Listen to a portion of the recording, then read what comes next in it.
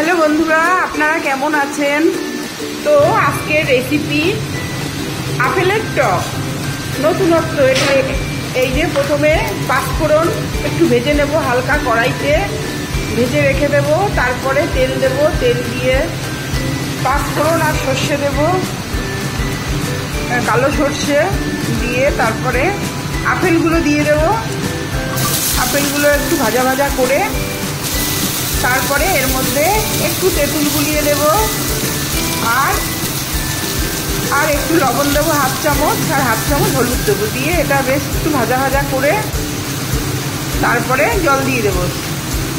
তারপরে অল্প একটু চিনি দেব,